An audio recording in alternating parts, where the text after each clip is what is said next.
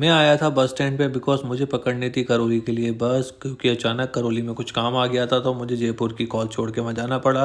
रास्ते में बहुत कुछ बन रहा था, बहुत कुछ बिक रहा था, तो मेरे को बहुत ज़ोर की भूख लग रही थी, मगर जैसे-तैसे करके पानी की एक घूँट ली। फिर मेरे से रहा ना गया तो मैं पहुँच गया बाबा जी के पास, वहाँ से फटाफट मेरे लिए एक प्लेट लगवाई और उस प्लेट को खा के खुद को संतुष्टि दी। ये खाने में बहुत ही ज़्यादा टेस्टी थी। 1.5 घंटे के इंतज़ार के बाद फाइनली मेरी बस आ गई थी और बस के साथ ही आ गए थे हमारे कंडक्टर महोदय। उन्होंने मुझे ₹170 का करौली का टिकट पकड़ा दिया। फिर शुरू हुआ हमारा करौली का सफ़र। टनल से निकल के हम लोग उन नज़ारों को एंजॉय करते हुए करौली के लिए निकल पड़े। 1 डेढ़ घंटे के ड्राइव के बाद आ जाता है डोसा, और डोसा में इतनी खतरनाक भीड़ थी कि पूछो मत। पब्लिक झूम रही थी, लूम रही थी, कैसे भी करके बस में चढ़ना चाह रही थी। फिर मैं उतरा नीचे और मैंने देखा कि गर्मा गर्म पकौड़े बन रहे हैं। पकौड़ों को देख के मेरे से रहा नहीं गया। मैंने कहा भैया फटाफट एक प्लेट पकौड़े लगा दो। पकौड़े लगाने के बाद पास ही में बन रही थी अच्छी सी चाय, तो मैंने खुद के लिए चाय बनवाई और चाय पी के पकौड़े खा के हम लोग निकल पड़े सफ़र की ओर। सफ़र आगे बढ़ा। 6:30 बजे के आसपास हम लोग गंगापुर पहुँचे। गंगापुर पहुँचते ही हमारी बस ख़राब हो गई। मेरा नसीब देखो कि वहाँ भी बस ख़राब हो गई। फिर मैंने एक अंदाज़ा लगाया कि मैंने कहा यार जैसे-तैसे करके जाना तो है।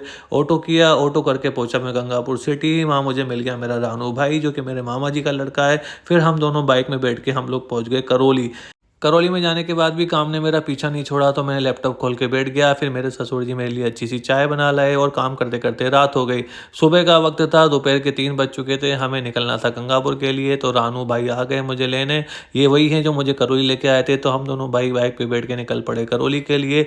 सफ़र बहुत अच्छा होने वाला था, बहुत सुहाना था, मगर हमने आगे जाके देखा कि हमारी गाड़ी लहरा रही है, तो हमने दोनों टायरों में हवा कम थी, तो दोनों टायरों में हवा भरवाई। फिर उसके बाद हम लोगों ने हमारे सफ़र को कंटिन्यू किया। कंटिन्यू सफ़र करने के बाद हम लोग जैसे आगे बढ़ रहे थे, मैंने सोचा यार क्यों ना चेक कर लिया जाए कि जनशताब्दी कितनी लेट है। चेक करने के दौरान मुझे पता पड़ा कि हमारी जनशताब्दी पूरा 1.5 घंटा लेट है। ये सोच के तो मेरी आहें भर गई। प्लेटफॉर्म पे बैठा-बैठा मैं उदास हो गया। इतने में देर में आई एक ट्रेन। ट्रेन को देख के जैसे ही मैं खुश हुआ, मुझे पता पड़ा ये तो कोई और ट्रेन है। मेरा और फिर मुँह लटक गया। मैं बहुत ज़्यादा परेशान होने लगा। फिर 1.5 घंटे के अंतराल के बाद फाइनली आ गई हमारी जनशताब्दी।